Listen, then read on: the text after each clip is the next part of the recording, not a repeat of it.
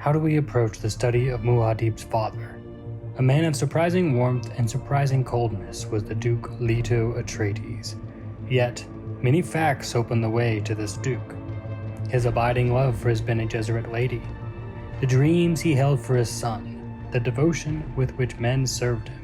You see him there, a man snared by destiny, a lonely figure with his light dimmed behind the glory of his son.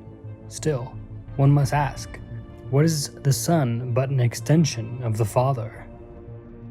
From Muad'Dib's Family Commentaries by the Princess Irulan.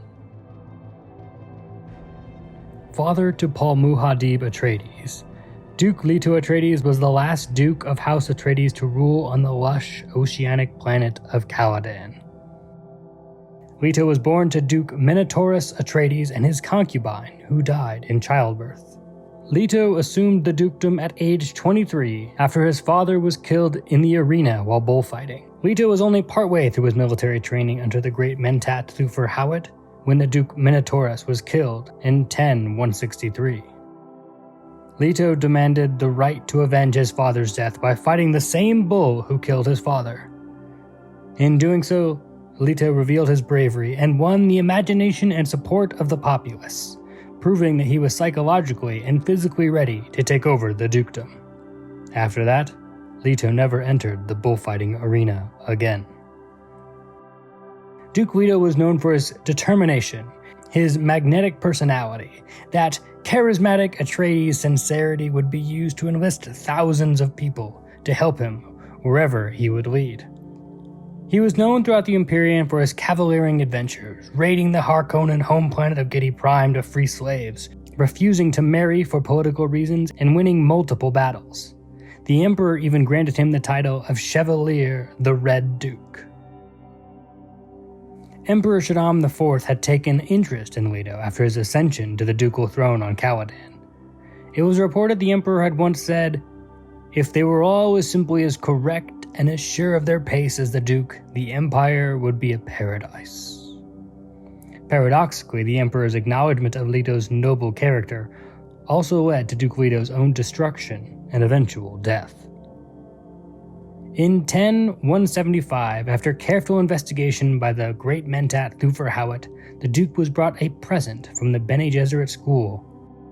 Jessica had been offered by the headmistress of the school on Welvic 9, the Bene Gesserit home planet, to the Duke as his bound concubine for the Duke's household. Duke Leto had no concubines at this time, and was known to regularly dismiss presents like this.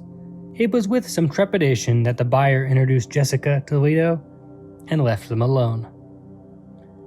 What happened between the Duke and Jessica at that time is unknown. What is known is that a few hours later the Duke arrived for his meal with Jessica on his arm and invited her to sit at his table. This custom was not usually given to house concubines. And 9 months later from that dinner, the Lady Jessica had given birth to a baby boy, the heir to the dukedom, Paul Atreides. The arrival of Paul, and Leto's obvious love of Jessica, led the Duke to adopt a more domestic lifestyle. As he said, "I have all that an honest man could want: the love of a woman, the loyalty of my subjects, the respect of my peers, and a son." Unfortunately, this peace did not last. The Emperor's affection for this Red Duke had led to a steady and consistent effort by jealous nobles to undermine Leto's position. The rumors began to have their effect, as the Atreides battle forces continued to save the day in battle after battle across the Imperium. Like all emperors, Shaddam was a suspicious man, and began to suspect that the Duke's popularity and nearly unbeatable battle troops have become a threat to his throne. Therefore, the Emperor was responsive to a plan by the enemy of House Atreides to require the transplant of House Atreides from the lush, oceanic jungle planet of Caladan to the desert planet and home world of the most precious substance in the Imperium, Arrakis, also known as Dune. The Duke knew the implications of such a relocation and how different the planet Arrakis would be from his homeworld. This was the ultimate trap. Just like his father before him, he stepped into an arena far greater than anything he had ever stepped into before. The Duke knew he had the possibility to leave the Imperium with Jessica as an exile and live out a happy life. But the idea of ruling justly on the planet where the spice melange is harvested could change the Imperium forever. Little did the Duke know, his mortal enemies, the Harkonnens, had already infiltrated his tight-knit circle of advisors and was preparing the extermination of House Atreides forever. The tooth. The tooth. Thank you so much for watching. I really hope you enjoyed it. Please subscribe if you want to get more appendix videos like this one. If you want to know the first chapter Duke Leto shows up in, watch this video. If you want to know my favorite chapter with Duke Leto, check out this video. Thank you again so much, and remember, stay spicy.